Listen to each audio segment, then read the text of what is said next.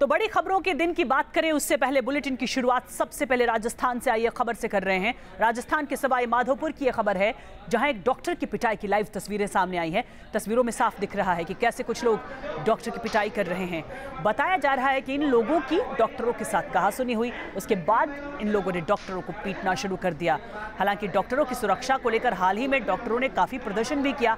आपको याद होगा, महाराष्ट्र में तमाम डॉक्टर और नर्सेज हड़ताल पर चले गए थे। मांग की थी कि जब तक इनकी सुरक्षा सुनिश्चित नहीं की जाती है ये काम पर नहीं लौटेंगे। और तब फडणवीस सरकार को भी सुरक्षा सुनिश्चित करनी पड़ी थी और कोर्ट को भी इंटरफेयर करना पड़ा था, लेकिन फिर भी पिटाई का सिलसिला नहीं रुक रहा है।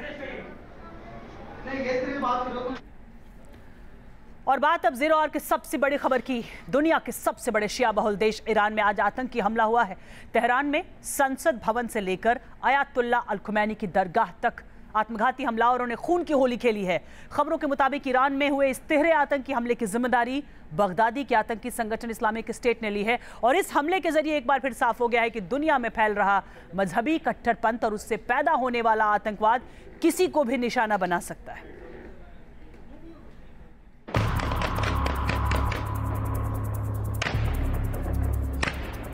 7 जून की सुबह ईरान की संसद आतंकी हमले से दहल गई थी।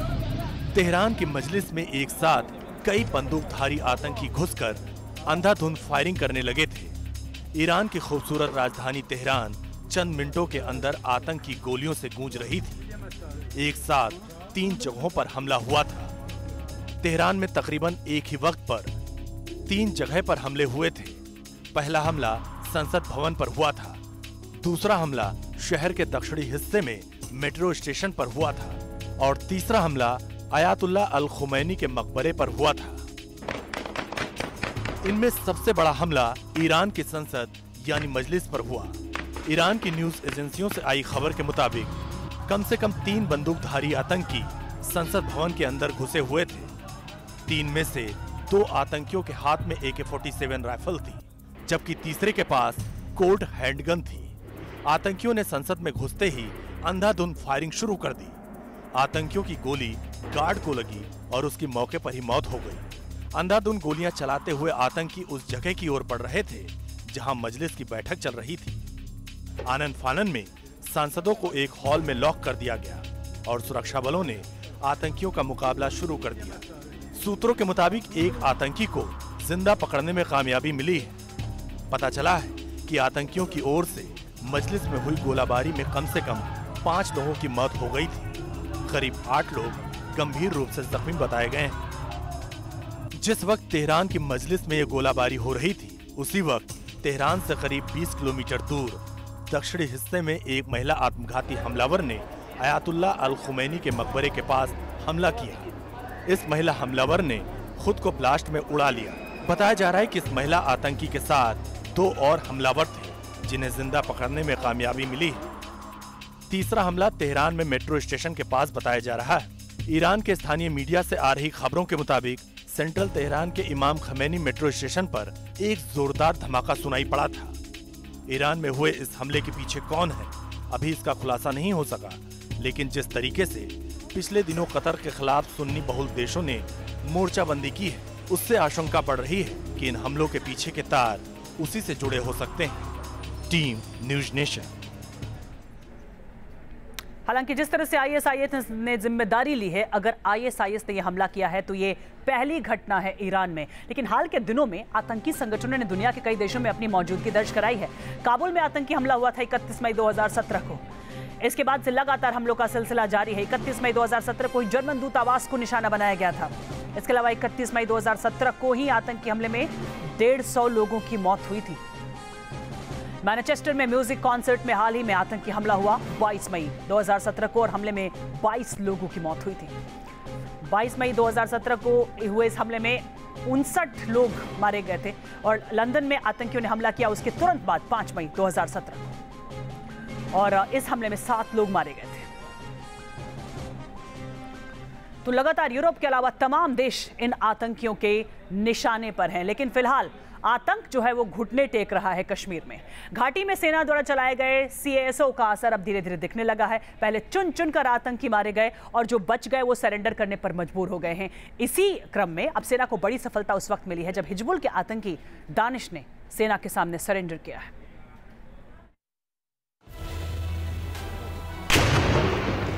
घाटी में सेना ने आतंकियों की कमर तोड़कर रख दी है। सेना ने घाटी में आतंकवादियों के सफाई का अभियान शुरू किया तो आतंकी जान बचाने के लिए अब सरेंडर करने लगे हैं। सेना और पुलिस को बड़ी कामयाबी तब मिली जब हिजबुल के आतंकी दानिश अहमद ने सरेंडर कर दिया। दानिश अहमद वही आतंकी है जो सब्जार बट के जनाजे में दिखा था और भीड़ के बीच आतंक के नारे लगा रहा था। जम्मू कश्मीर सरकार ने पहले से ही ये डिसीजन लिया है कि लोकल मिलिटेंट्स जितने भी हैं उन सभी लोकल मिलिटेंट्स को सबसे पहले यही कोशिश रहेगी जम्मू कश्मीर सरकार की कि जो है सरेंडर पॉलिसी के तहत सरेंडर करवाया जाए। वीडियो के सामने आने के बाद से ही दानिश अहमद सुरक्षा बलों के रडार पर था। खुफिया एजेंसियां दानिश पर नजर रख रही थीं और ये तय था कि किसी न किसी दिन सेना इसे मार गिराएगी। लेकिन दानिश ने आतंक का रास्ता छोड़कर अमन का रास्ता अपनाया। दानिश को अमन के रास्ते पर लाने में सेना और पुलिस दोनों की अहम भूमिका रही। इसके पेरेंट्स हमारे कांटेक्ट में आए जिनसे हमने ये जोर लगाया कि आप अपने बच्चे को वापस लाओ और उन्होंने कोशिश की और हमने भी अपने तरीके से कोशिश की तो उसको हमने वापस ले आया। हंदवाड़ा का रहने वाला दानिश देहरादून से पढ़ाई कर रहा था। सोशल साइट्स की मदद से दानिश आतंकियों के संपर्क में आया।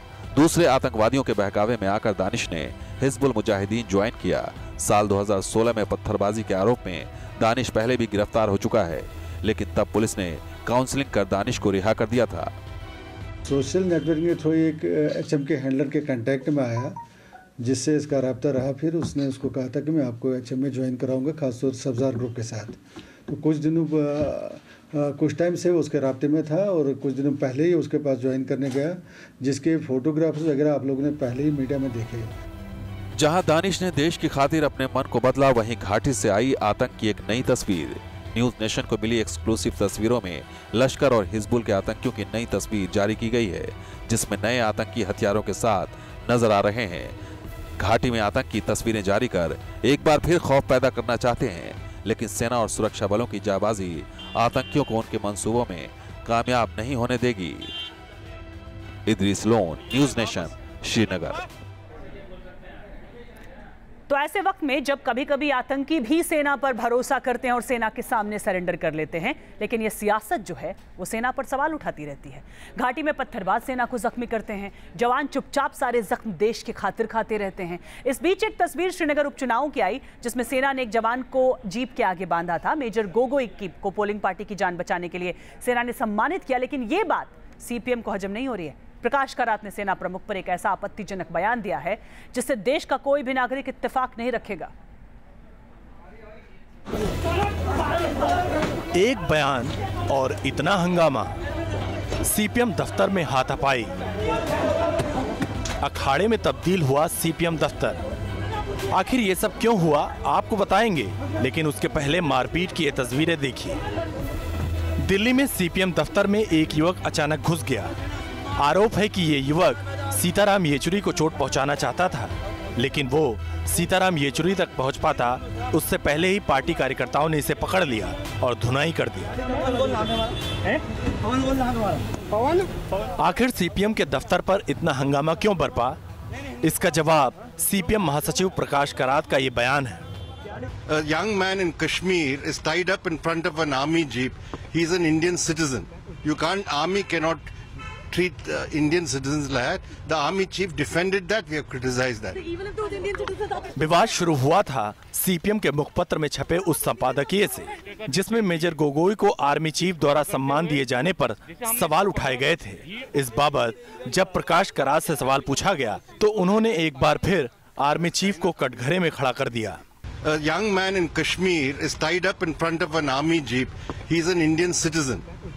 Army cannot treat Indian citizens like that. The army chief defended that. We have criticized that. सुना आपने कैसे प्रकाश करात भारतीय सेना के ऊपर सवाल उठा रहे हैं और एक पत्थरबाज की हिमायत कर रहे हैं। प्रकाश करात को युवक का जीप पर बांधे जाना रास्त नहीं आ रहा, लेकिन सेना का पत्थर खाना प्रकाश करात को नहीं दिखता। प्रकाश करात की यही अनदेखी सीपीएम दफ्तर में तोड़फोड़ का सबब बन गई। बीजेपी ने प्रकाश करात के बयान को मानसिक दिवालियापन बताया है। साथ ही जेडीयू ने प्रकाश करात को सेना पर बेतुकी टिप्पणी से बचने की हिदायत दी। मुझे लगता है इतनी ज्यादा गैर जिम्मेदारी का व्यवहार और इतनी ज्यादा गैर जिम्मेदारी अगर कोई पार्टी और कोई दल करे कि वो सुरक्षा बलों पर भी और सुरक्षा बलों की देश की प्रतिबद्धता और देश की सुरक्षा पर भी सवाल उठाए, तो इससे ज्यादा मानसिक दिवालियापन और हो नहीं सकता। नहीं, आमतौर पर सेना की जो गतिविधियां हैं, उनकी जो आंतरिक कार्य प्रणाली है, उस पर प्रश्न उठाने से परहेज बरतना चाहिए। प्रकाश करात से पहले कल लेखक पार्था भट्टाचार्य ने भी आर्मी चीफ की तुलना जनरल डायर से कर दी थी। ऐसे बयानों और विचारों का सामने आना समझ से परे है। पूरे देश ने एक सुर में मेजर गोगोई के काम को सराहा था। उपचुनाव के दौरान गोगोई की सूझबूझ से पूरी पार्टी की जान बच सकी थी, लेकिन अफसोस कि प्रकाश करात या पार्था भट्टाचार्य जैसे शख्सियतों के दिल में टीस उन पत्थरबाजों के लिए उठती है, न कि सेना के बहादुरों के लिए। Team news nation. इधर चीन अपनी सैन्य ताकत को अपनी सरहदों के पार लेकर जा रहा है और चीन की सैन्य ताकत का यह बढ़ता कद पूरी दुनिया के लिए फिक्र का सबब बन सकता है और यह आशंका जताई गई है अमेरिका के रक्षा विभाग पेंटागन के जरिए। जिबूती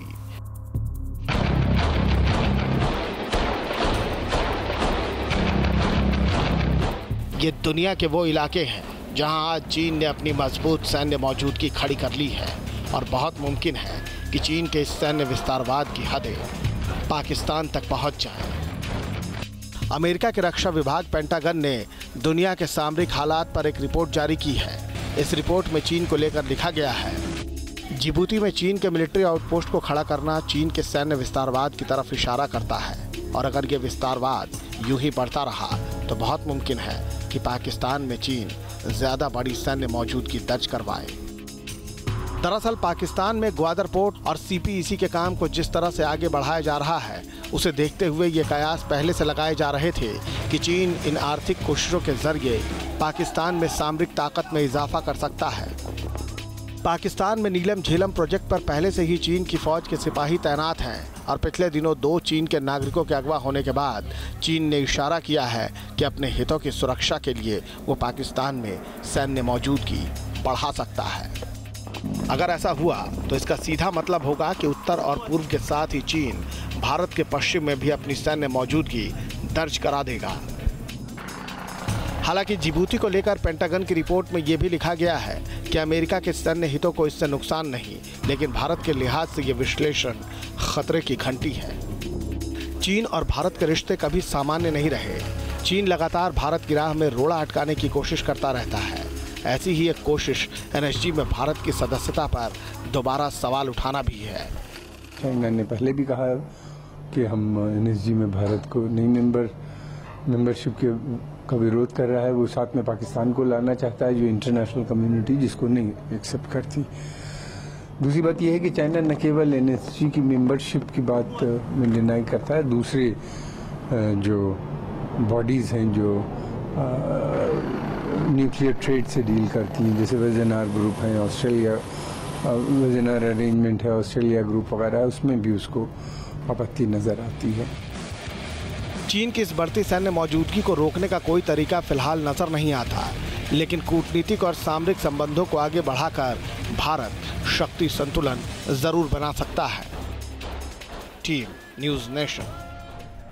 तो यूपी के सीएम चाहे जितना भी कहें कि अपराधी यूपी छोड़कर चले जाएं, पर बदमाशों के हौसले किस तरह बुलंद हैं, इसकी तस्वीर सीतापुर से आई। सीसीटीवी में कैद हुई ये तस्वीरें गवाह है उस वारदात की जिसे सीतापुर में अंजाम दिया गया। लूट के इरादे से आए बाइक सवार बदमाशों ने एक व्यापारी के पूरे परिवार को मौत के घाट उतार दिया। देखिए कैसे ये बदमाश व्यापारी का पीछा करते हुए बाइक से उसके घर तक पहुंचे। व्यापारी अपने घर के दरवाजे तक पहुंचा ही था कि एक के बाद एक बदमाशों ने बंदूक लहराते हुए व्यापारी को घेर लिया। बदमाशों ने व्यापारी से पहले पैसों से भरा बैग छीना, फिर बाइक से गिरा दिया। इसी बीच एक बदमाश व्यापारी की बाइक भी लूट लेता है। व्यापारी सुनील जायसवाल जब इसका विरोध करते हैं तो बदमाश बंदूक दिखाकर भागने की कोशिश करते हैं। इस बीच हंगामा सुनकर जब घर के अंदर से सुनील की पत्नी और बेटा बाहर पहुंचते हैं और बदमाशों को जमीन पर गिरा देते हैं, इसी बीच बदमाशों में से एक ताबड़तोड़ गोलियां चलाने लगता है। इस फायरिंग में सुनील समेत उनकी पत्नी और बेटे की मौके पर ही मौत हो जाती है। इलाके में ये बात आग की तरह फैली। आनन फानन में पुलिस दल बल के साथ पहुंची। एडीजी और जिलाधिकारी ने मौके का मुआयना किया, लेकिन नतीजा सिफर रहा। ये हमारे लिए चैलेंज है और इस घटना का अनावरण सही होगा और सही मुलजिम जेल जाएंगे, ये हमारा कृत संकल्प है हम लोग इस चीज़ के लिए। और इस घटना का सफल अनावरण वो हम कराएंगे, ये हमारी जिम्मेदारी है। इलाके में व्यापारी की हत्या से नाराज व्यापारियों ने बंद बुलाया है और सड़क पर बैठकर सरकार के खिलाफ नारेबाजी की है। 15 साल से अपराधियों के हौसले बढ़े हुए हैं, उनको सरकारों की तरफ से संरक्षण मिलता रहा था, लेकिन ये सरकार अपराधियों को बख्शने वाली नहीं है। राज्य जो है वो अपराधियों के हाथ में चला गया है और भाजपा के नेता जिस तरीके से थानों कब्जा करके थानों को चला रहे हैं, तो वैसे भी कानून व्यवस्था नहीं तो ठीक हो सकती। सीतापुर में हुई वारदात ने एक बार फिर से सूबे के कानून व्यवस्था पर गंभीर सवाल खड़े कर दिए हैं और दबाव शासन पर है, क्योंकि जनता ने बड़ी ही उम्मीदों के साथ बीजेपी को सत्ता की चाबी सौंपी थी और जरूरत एक बार फिर से विश्वास बहाली की है। Team news nation. ना अपराध खत्म होता है, ना अंधविश्वास खत्म होता है। तेलंगाना की एक तस्वीर दिखाते हैं आपको, जहां एक इंसान की कपोल कल्पना या यूं कहें कि अंधविश्वास के चलते हाईवे खोद दिया गया। ये जो गड्ढा आप देख रहे हैं, कभी यहाँ से हाईवे गुजरता था और जिस शख्स को आप कुदाल चलाते देख रहे हैं, इसी के कहने पर हाईवे के बीचों बीच इतना बड़ा गड्ढा कर दिया गया। समझने के लिए पूरा मामला देखना होगा। गड्ढा खोदने वाले शख्स के मुताबिक एक दिन उसे सपने में भगवान नजर आए और सपने में उसे गड्ढा खोदकर जमीन में दबी देव प्रतिमा निकालने को कहा गया। अब जरा अंधविश्वास की हद देख लीजिए। एक आदमी ने ऐसा उलूल जुलूल दावा किया और उसकी बात मानकर उसे हाईवे पर गड्ढा खोदने दिया गया। हैरान कर देने वाली बात यह है कि इस तथाकथित दिव्य सपने या यूं कहें अंधविश्वास को जिस वक्त अंजाम दिया गया, वहां पुलिस वाले भी मौजूद थे, लेकिन ना तो इसे किसी ने रोका, ना ही पुलिस वालों ने कुछ कहा। बार बार गड्ढा खोदा जाता और ये शख्स तेजी से अपना सिर हिलाने लगता।